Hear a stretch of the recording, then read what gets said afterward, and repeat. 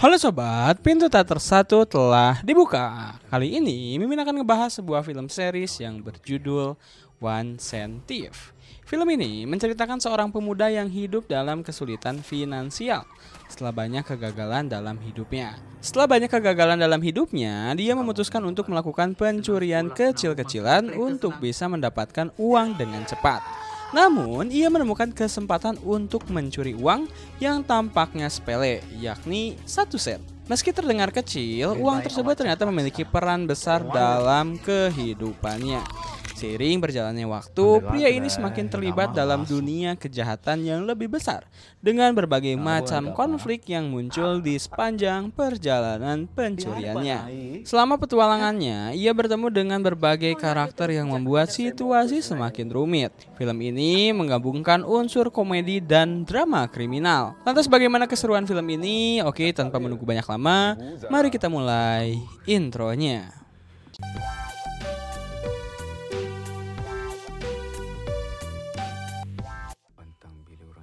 Scene pertama, pagi-pagi sekali. Iman, pemeran utama dalam film ini, terlihat berangkat kerja seperti biasa. Dia berhasil mendapatkan pekerjaan sebagai kasir di bank, meskipun tidak memiliki pendidikan formal. Walaupun pekerjaannya terlihat bergengsi, gajinya sebagai pegawai biasa hanya Rp2.000 yang tidak cukup untuk menutupi kebutuhan hidupnya. Pikirannya terganggu oleh seorang pelanggan tetap bank, seorang nenek tua yang membawa sekantong koin 1 sen untuk ditukar. Iman mencoba memberitahu wanita itu bahwa mereka tidak menerima uang receh sekecil itu. Tetapi administrator bank, Tuan Raza, turun tangan. Raja memerintahkan Iman untuk menerima kantong koin itu dan meminta maaf kepada nenek tersebut. Hal ini benar-benar merusak suasana hati Iman, sehingga dia memutuskan untuk istirahat sejenak sambil minum kopi bersama temannya. Ia ngopi bareng Intan, kepala Departemen Keamanan Komputer. Intan sudah menjadi sahabat Iman sejak kecil, tetapi kali ini dia tidak bisa bergabung karena bosnya Iren memberitahunya tentang pelanggaran sistem baru. Intan meminta bantuan Iman, mengingat bahwa dia sangat ahli dengan komputer sejak sekolah. Iman menemukan program di sistem bernama Digital Karma yang ternyata sangat pintar dan sulit dihapus dari server bank. Setelah beberapa menit, Iman berhasil membersihkan sistem dari program berbahaya tersebut dan menyelamatkan uang para klien bank. Temannya berterima kasih, tetapi Iman tidak berani mengungkapkan perasaannya kepada Intan. Bahkan, dia melakukan kesalahan serius dengan menawarkan latte kepadanya. Ia lupa bahwa Intan tidak suka kopi dengan susu.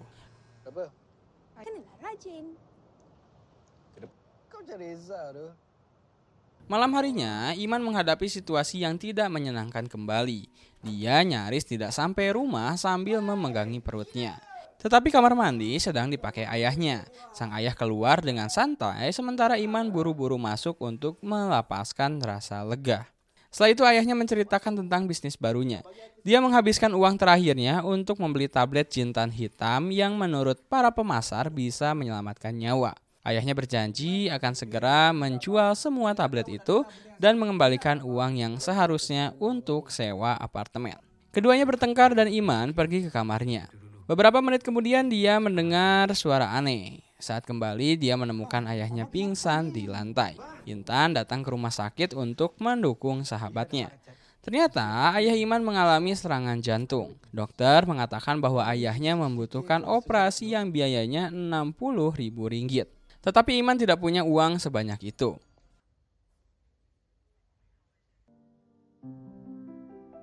Dia meminta pinjaman pada bosnya, Raza, tetapi ditolak. Bahkan Raja tidak mau dijadikan Iman pegawai tetap yang bisa sedikit meningkatkan gajinya. Saat mengunjungi ayah di malam hari, Iman tidak tahu apa yang harus dilakukan.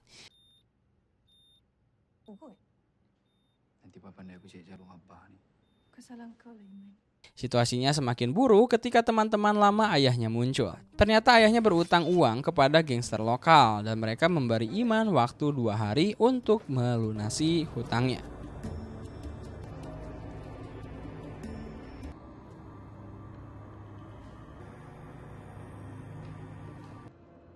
Cakap mau beli itu barang.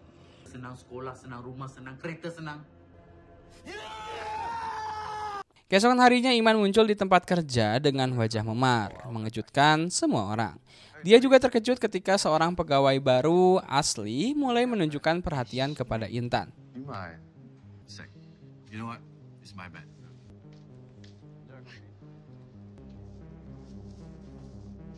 Sementara itu, Iman tidak bisa fokus bekerja. Dia terus memikirkan utang dan bagaimana menyelamatkan ayahnya. Nenek tua yang bermasalah kembali, kali ini mengeluh bahwa 1 sen dipotong dari akunnya untuk biaya layanan. Keluhan nenek itu memiliki ide brilian kepada Iman. Dia bisa mencuri 1 sen dari setiap akun yang cukup untuk melunasi utang gangster dan membayar operasi ayahnya. Malam itu, Iman menghabiskan waktu menulis program berbahaya untuk melaksanakan rencananya. Dia menyamarkan virus itu dalam sebuah email dan mengirimkannya ke kotak masuk Raza untuk menyusup ke sistem bank. Ketika bosnya membuka file itu, program tersebut menyebar ke semua komputer bank. Semua reboot sistem yang dilakukan oleh Intan untuk memperbaiki kesalahan justru membantu virus itu mendapatkan akses ke akun-akun nasabah. Akhirnya Iman berhasil menarik 1 sen dari setiap akun dan mentransfer uangnya ke akun lama yang sudah tidak terpakai. Ada collection account untuk service charge dan transfer masuk ke 10 tahun tak aktif. Aku transfer. Namun kebahagiaan Iman tidak berlangsung lama. Para penagih utang muncul dan dia harus melarikan diri lewat jendela.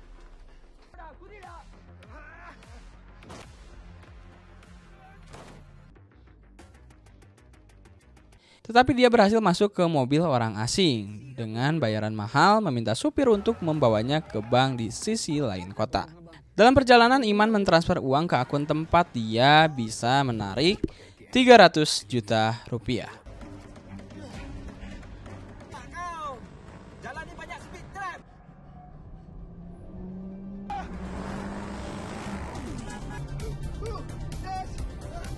Gangster mengejar mobil itu, tetapi sopirnya dengan biaya tambahan setuju untuk ikut dalam kejar-kejaran.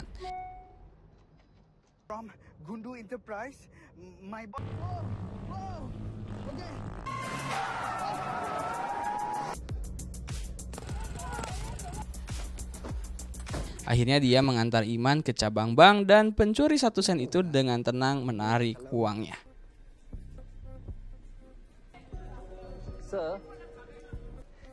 Takkan bank nak tipu customer kan? Iman memberikan jumlah uang yang dibutuhkan kepada para gangster dan membayar bonus yang dijanjikan kepada sopir taksi. Setelah itu Iman terjatuh ke tanah, menyadari bahwa tidak ada jalan kembali. Sisa uangnya dia bawa ke rumah sakit untuk membayar operasi ayahnya. Keesokan harinya dia datang ke tempat kerja dengan senyum ceria, tanpa sadar kalau masalahnya baru saja dimulai. Malam harinya dia mengunjungi ayahnya dan merenung bahwa dia akan melakukan hal yang sama lagi untuk menyelamatkannya. Sementara itu, di pinggiran kota, geng kriminal membunuh Raza.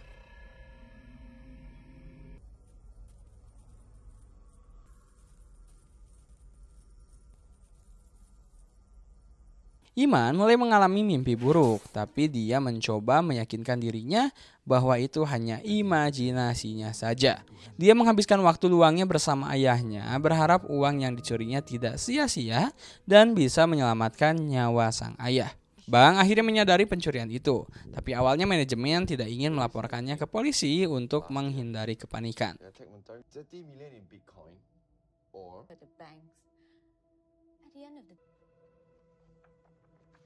Keadaan menjadi jauh lebih serius ketika bank mengetahui tentang kematian Raza. Semua orang mulai ketakutan, terutama Iman. Dia yakin tragedi bosnya terjadi karena pencurian yang dia lakukan. Kepala keamanan muncul di kantor. Dia memerintahkan semua karyawan untuk tetap di tempat kerja sampai polisi datang dan memberitahu mereka agar menceritakan semua yang mereka ketahui tentang insiden tersebut. Iman mencoba tetap tenang, tapi saat dia mengingat email yang dia kirim ke komputer Raza, dia sadar harus segera bertindak. Dihantui kecemasan, Iman merasa mual dan lari ke kamar mandi untuk menenangkan diri. Di sana Iman bertemu karyawan lain yang memiliki akses ke lantai khusus. Dia mencuri pelindung sidik jari dari ponsel koleganya itu dan memanfaatkannya untuk memalsukan sidik jari.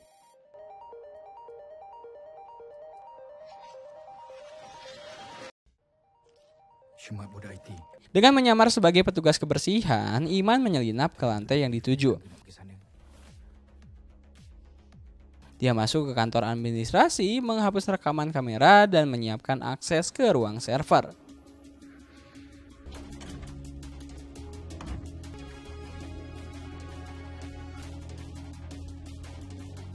Ketika sistem meminta nama karyawan, Iman mencoba memanfaatkan situasi dengan memasukkan nama asli untuk menyingkirkan pesaing Intan. Sementara Iman mencoba menghancurkan bukti, kepala keamanan memanggil Intan dan Asli untuk berbicara. Salah satu karyawan mendengar suara aneh, tapi Iman berhasil tetap tak terdeteksi. Intan menemukan pembaruan sistem yang dibuat oleh seseorang yang tidak dikenal. Semua orang menyadari bahwa pelaku masih berada di dalam gedung, dan polisi mulai mencari peretas di ruang server. Iman mulai panik tapi berusaha tetap tenang dan terus bekerja. Saat itu Zero menerima notifikasi bahwa seseorang masuk ke ruang server menggunakan kartu asli. Kepala keamanan melarang Zero meninggalkan kantor. Sementara yang lain menuju ruang server untuk mencari pencurinya. Iman berhasil menghapus file beberapa detik sebelum ditemukan.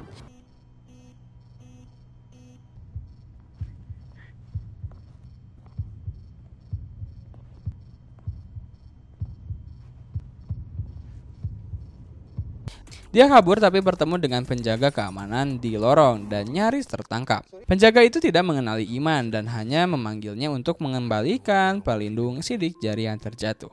Setelah itu, Iman melepas seragam petugas kebersihan dan kembali ke meja kerjanya. Saat itu, Zero memeriksa meja kosong Iman, tapi Iman muncul dari bawah meja, berpura-pura sedang mengambil pulpen yang jatuh. Zero mencoba mencari tahu siapa karyawan yang mungkin terlibat dalam kejahatan tersebut dan bertanya kepada Intan apakah ada orang lain di bank yang bisa meretas sistem. Intan sadar bahwa hanya Iman yang punya kemampuan itu. Iman mencoba menenangkan dirinya, yakin bahwa tidak ada yang akan tahu apa yang dia lakukan. Namun dia kembali ketakutan saat temannya meminta dia ke atap untuk memeriksa log akses ruang server. Tapi dia berhasil meyakinkan Intan bahwa dia tidak meninggalkan meja kerjanya dan tidak terlibat. Iman memberitahu temannya tentang operasi ayahnya yang konon dibayar oleh kerabat.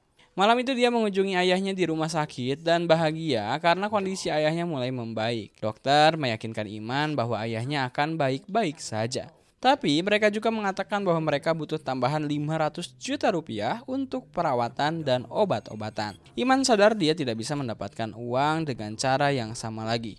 Virus telah dihapus dan polisi terus memantau bank yang ketat, tapi dia memutuskan untuk mengambil resiko dan mencoba trik pencurian kecil-kecilan di bank lainnya. Kali ini dia tidak seberani sebelumnya, dia takut penipuannya akan terungkap.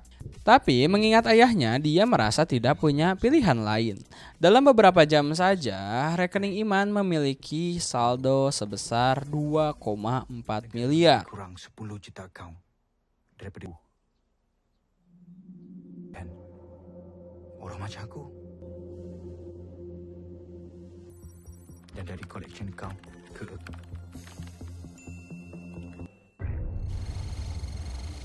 2 minggu kemudian, Intan terus mencari pelaku. As menyarankan Intan untuk istirahat, tapi Intan tidak percaya dan memutuskan bekerja sendiri. Iren menggantikan posisi Intan dengan As. Intan yang kecewa kembali ke mejanya dan mengetahui bahwa bawahannya berhasil memulihkan beberapa file dari kamera pengawas. Dalam salah satu rekaman, Intan mengenali Iman. Banyak gila.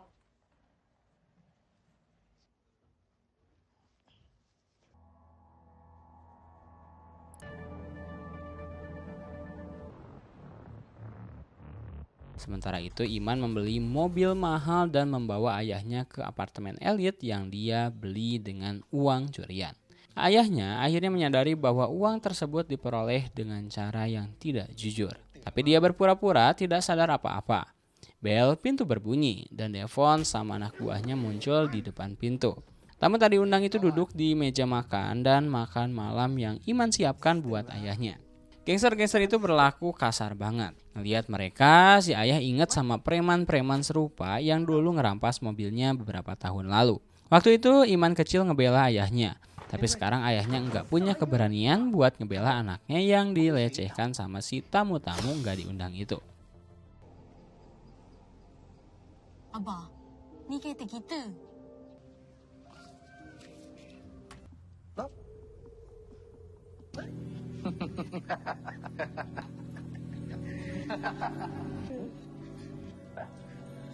Intan ngecek ulang rekaman kamera tapi dia nggak bilang ke As soal hal tersebut.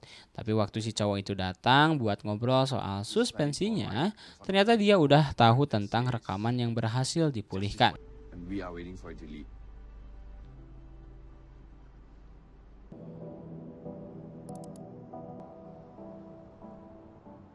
Iman berusaha bikin cerita soal gimana dia bisa kaya, tapi Devon ternyata pintar. Dia sadar kalau lagi dibohongi. Pakai palu, si gangster dapat argumen buat maksa Iman cerita yang sebenarnya. Sementara itu, Ashley bikin tim dan menyusun timeline kejadian pas ada yang hapus data dari server. Intan gabung tim itu, tapi dia nggak bilang kalau dia udah lihat Iman di rekaman. Dia janji bakal bantu cari tahu semuanya. You forgot the trolley. Yep. Security team minta headcount from all the departments. Kita je ada akses. So, Partial recovery. Iman ingat masa kecilnya yang susah. Dulu aja ayahnya nggak bisa kerja dengan baik dan cuma mimpi punya ponsel. Tahun dah tak kaya-kaya pun. Tu kau tahu aku tak bagus. Kenapa kau kahwin dengan aku? Jutawan. Lu pukul saya punya mak. Sementara Intan kumpulin bukti yang melibatkan temannya. Iman pun harus mengungkap rahasianya ke Devon. Si gangster bahkan tidak memberikan kesempatan kepada Iman buat nyelamatin ayahnya sampai dia ngungkap skema kriminalnya. Iman terpaksa transfer uang yang dia curi dari rekening orang lain ke rekening si gangster. 9223 Pas ayahnya sadar dan nyalahin dia, Iman balas dengan ngingetin masa kecil mereka yang miskin dan lapar. Dia bilang dia ingat jelas pertengkaran orang tuanya dan menyesali masa lalu tersebut. Tak semuanya pasal duit. Kau menyesal lah kau dengan kau. Ingat bah, udah gamak ngambah bergaduh.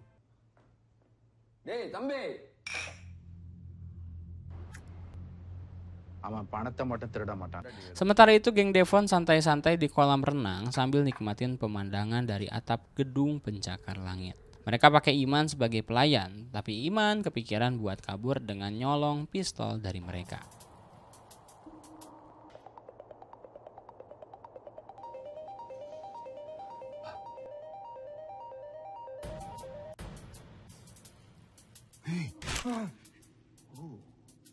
Rencananya gagal karena dia nggak tahu cara pakai pistol dan lupa buka pengamannya. Gara-gara itu si perampok ngasih hukuman keras ke Iman dan ayahnya cuma diem aja nggak ngebela. Iman ingat waktu ibunya pergi dari rumah tanpa pamit. Iman tolong jangan buat mak macam ni. Iman tolong. Iman jangan buat mak macam ni. Dia pun sempat berpikir buat nyerahin nyawanya. Tapi akhirnya ayahnya memberanikan diri dan nembak si bandit tepat di kepala. Di sisi lain, Ashley nemuin kalau Intan hapus salah satu file yang dikasih koleganya. Si cowok itu nanya apa dia butuh bantuan, tapi Intan bilang dia nggak punya rahasia. Padahal sebenarnya dia nemuin beberapa rekaman lagi yang jelas-jelas nunjukin wajah Iman. dah memang corrupted in the first place, so I don't know how.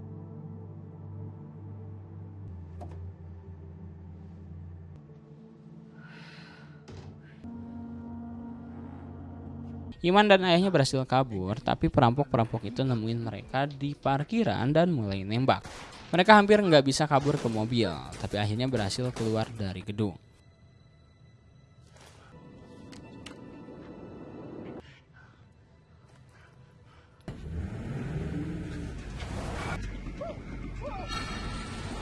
Geng Devon nggak nyerah. Mereka kejar-kejaran di jalan malam, tapi mobil Iman kehabisan bensin dan mereka harus sembunyi di gang-gang sempit kota.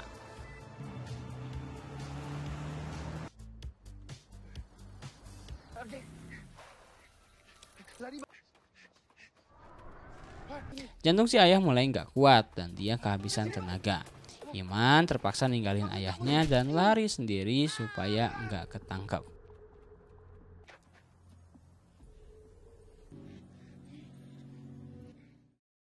Intan kebangun dari kenangannya. Dulu dia juga pernah melanggar hukum dan ngajarin Iman buat ngelakuin hal yang sama. Waktu itu semuanya kelihatan kayak permainan gampang, tapi sekarang dia bingung harus gimana buat nolong temannya. Semuanya makin berat buat Intan pas dia dapat pesan dari ibunya. Ibunya minta uang dan ngelarang dia pulang akhir pekan karena nggak mau rencananya berantakan. Iman telepon Intan dan minta dia datang ke proyek bangunan yang udah lama ditinggalin. Melihat temannya dalam kondisi buruk, Intan bawa dia ke tempatnya. Sementara itu di tempat persembunyiannya, Devon ngasih makan ayahnya yang udah lemah. Si gangster menikmati penderitaan ayahnya yang dulu katanya ngebuat dia dan ibunya menderita. அந்த காலத்துல எங்க அம்மா வாசம் ஞாபகம் இருக்காப்பா? யாருப்பா நாய்? Ayah Iman ngeliat itu dari dekat, sadar kalau dia nggak punya harapan buat selamat. Kalau kau nak duit,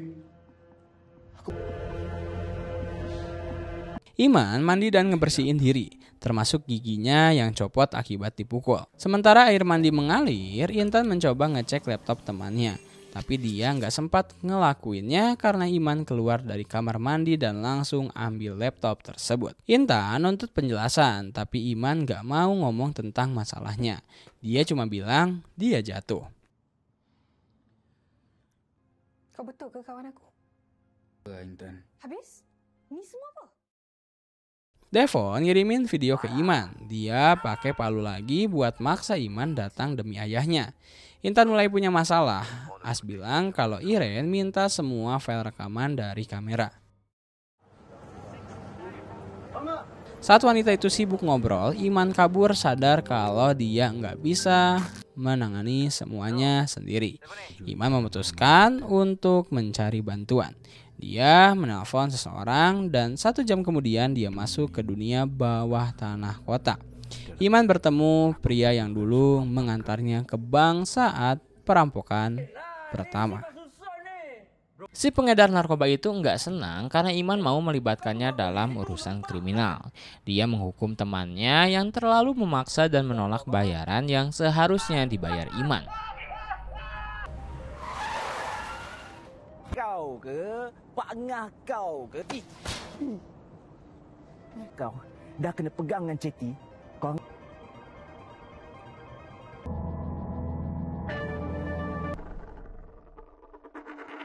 As menutupi Intan dan bilang ke Iren kalau semua video sudah rusak.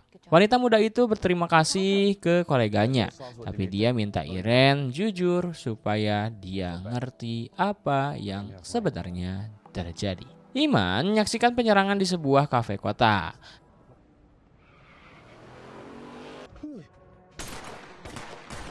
Saat pemuda itu terdistraksi dengan tembak-tembakan, seorang teman lama muncul di belakangnya. Kelihatannya dia berubah pikiran dan siap membantu. Si pirang itu membawa Iman ke tempat terpencil dan meminta uang muka. Setelah uangnya ditransfer, ia memberitahu Iman tentang Ibu Zara, seorang wanita dari dunia kriminal yang jauh lebih berbahaya daripada Devon.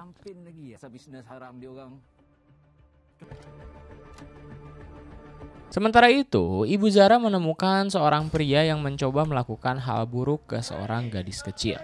Mengingat masa kecilnya yang kelam, Ibu Zara berjanji akan jadi pelindung buat gadis tersebut. Dan anak buahnya menjalankan tugas mereka. Yang penting tak ada siapa bisa. Devon juga menghukum anak buahnya. Dia marah besar karena mereka membiarkan Iman kabur. Ayah pemuda itu hampir nggak selamat dari cobaan ini, tapi dia merasa mendengar semua anaknya yang memberinya kekuatan.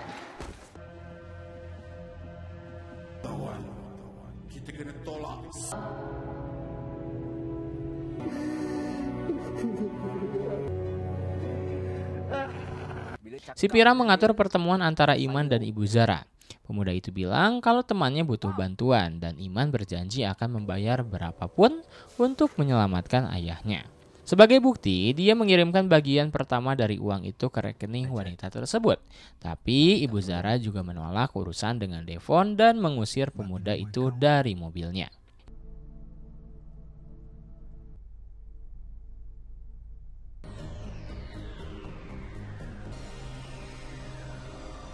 Saya berapa ibu nak?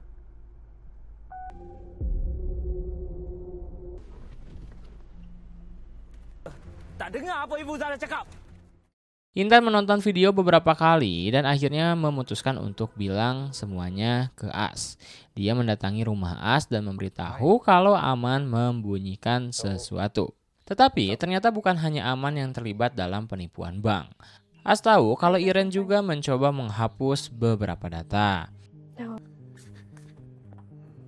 That PC here.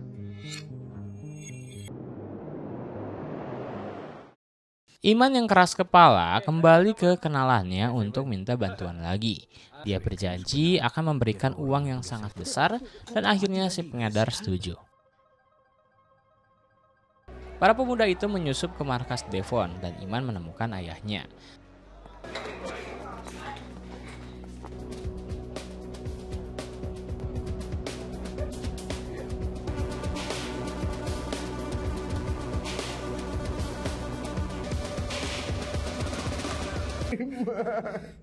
Kenapa kau nak?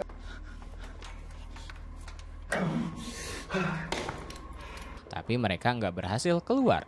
Devon dan anak buahnya masuk ke ruangan untuk pamer kekuasaan dan menghancurkan para tawanan. Tiada siapa boleh kacau sama. Kalau dia sayang sama awak, dia tak pikir. Hah? Boleh? Tiba-tiba orang-orang bersenjata menerobos masuk dan baku tembak terjadi. Memanfaatkan situasi itu, para pemuda mencoba kabur sambil membawa ayahnya. Tapi Devon keras kepala, nggak mau melepaskan mereka. Terdengar suara tembakan dari sudut ruangan dan Devon jatuh ke lantai. Iman melihat Ibu Zara berdiri dengan senyuman puas. Ternyata setelah lepas dari satu pengejar, Iman malah jatuh ke tangan gangster yang lebih berbahaya.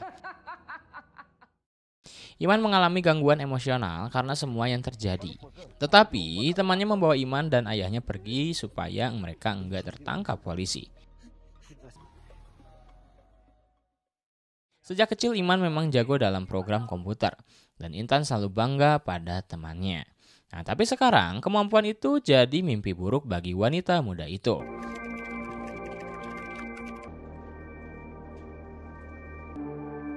Yep. Saat Intan tertidur di apartemen As membuat sarapan untuknya dan mengusulkan agar mereka melanjutkan pembahasan masalah ini. Tapi sebelum itu dia meminta Intan cerita tentang dirinya supaya mereka bisa saling kenal lebih baik. Baku tembak di markas Devon dilaporkan di TV. Iman sadar dia terlibat dalam masalah yang sangat serius.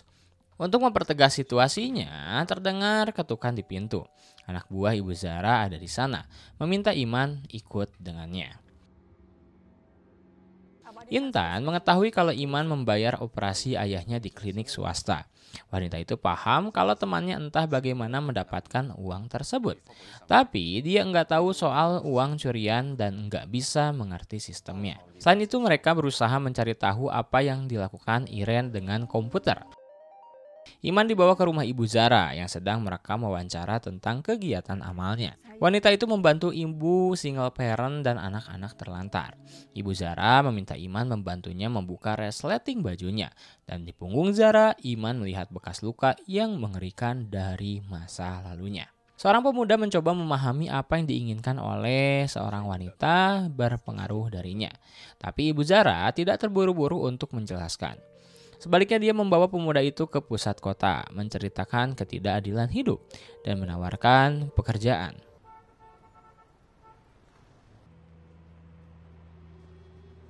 Sedap apa? Kerja. Sampai kemati. Kerja untuk dia. Iman sadar bahwa dia tidak punya pilihan. Jika dia menolak, dia akan menghadapi nasib yang sama seperti semua musuh Ibu Zara. Kau nak dia terus bijak kepada Saya buat apa sebenarnya ni? aku.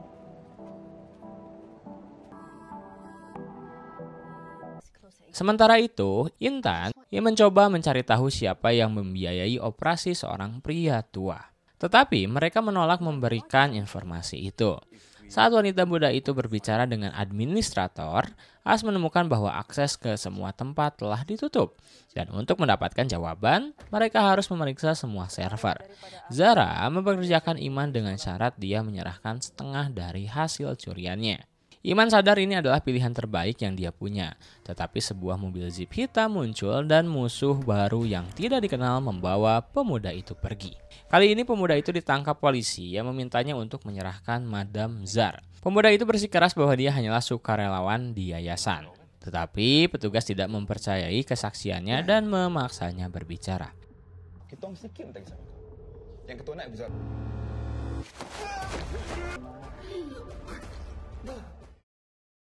Tanpa mengetahui apa yang terjadi pada putranya, pria tua itu mulai mengemas barang-barangnya untuk melarikan diri. Tetapi dia berhenti oleh telepon dari Intan yang mengatakan dia akan segera berkunjung untuk memeriksa sahabat lamanya. Iman tidak menyerah pada tekanan polisi dan akhirnya dibuang di pinggiran kota. Cakap je. Ibu Zara. Aku...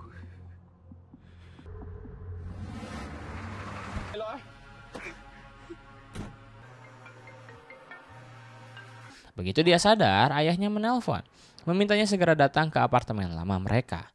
Pria tua itu berhasil pulang tepat saat As dan Inon tiba. Tuan rumah mencoba mengalihkan perhatian tamunya dengan berbicara tentang impiannya menikahkan putranya. Tetapi saat Iman tiba, jelas pernikahan bukanlah prioritasnya saat ini. Seperti biasa, Iman mengarang cerita tentang bagaimana dia terluka. Tetapi teman-temannya tidak percaya. Begitu pula cerita tentang kerabat jauh yang membiayai operasi ayahnya. Kemudian, Intan menunjukkan rekaman kamera kepada temannya. Tetapi pemuda itu tetap mengelak dan membuat alasan lain. Ini sangat mengecewakan Inon yang telah mempercayai Iman sejak kecil. Iman pergi ke stasiun bersama ayahnya dan membeli 2 tiket ke kota lain. Namun di stasiun, dia menyadari ada yang mengikutinya dan memutuskan menunda perjalanan tersebut.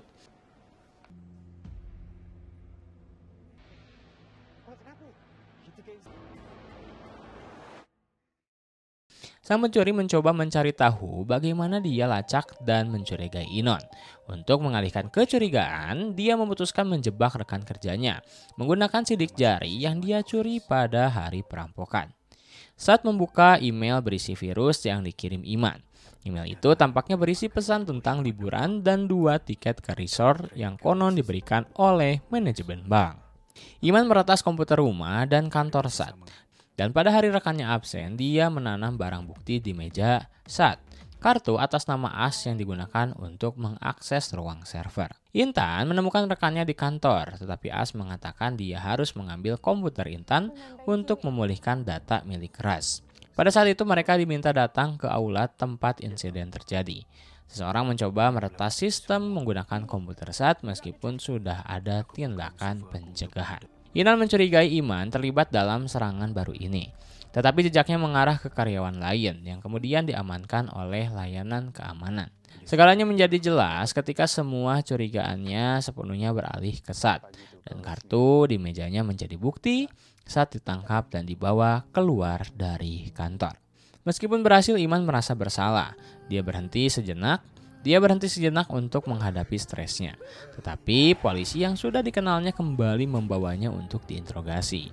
Ceritanya terulang, tetapi Iman tetap teguh meyakinkan polisi bahwa dia tidak tahu apa-apa tentang kehidupan kriminal Ibu Zara dan tidak akan memberikan kesaksian melawannya. Setelah kata-kata itu, wanita tersebut masuk ke sel dan mengakui bahwa semua itu adalah ujian kesetiaan.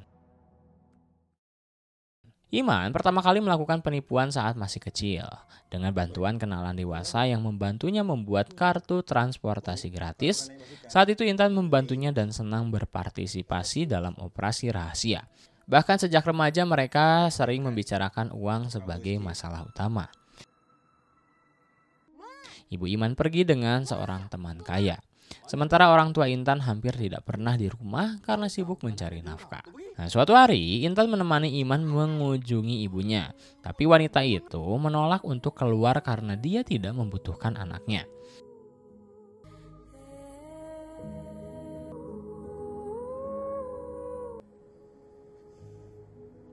Intan selalu khawatir tentang temannya dan kali ini dia datang untuk meminta maaf. Mereka akhirnya berbicara dan pada akhirnya Iman mengaku dia akan meninggalkan pekerjaan di bank. Dia memberitahu gadis itu bahwa dia mendapat pekerjaan sebagai pengembang web di sebuah perusahaan. Namun pada kenyataannya pemuda itu mulai bekerja untuk Zara dengan cara menyedot 1 sen dari berbagai bank setiap minggunya. Separuh dari keuntungan itu dia simpan untuk dirinya sendiri. Untuk melindungi dirinya, dia menarik uang tunai dalam jumlah kecil dan menyembunyikannya di rumah, tepatnya di balik plafon. Perilaku pemuda itu mulai membuat ayahnya khawatir dan mereka sering bertengkar. Ia menuduh ayahnya tidak pernah memikirkan keluarga, berbeda dengan temannya. Di sisi lain, hubungan Intan dan Aas semakin dekat. Mereka makan malam bersama dan menghabiskan banyak waktu berdua. You guys are close. You thought that.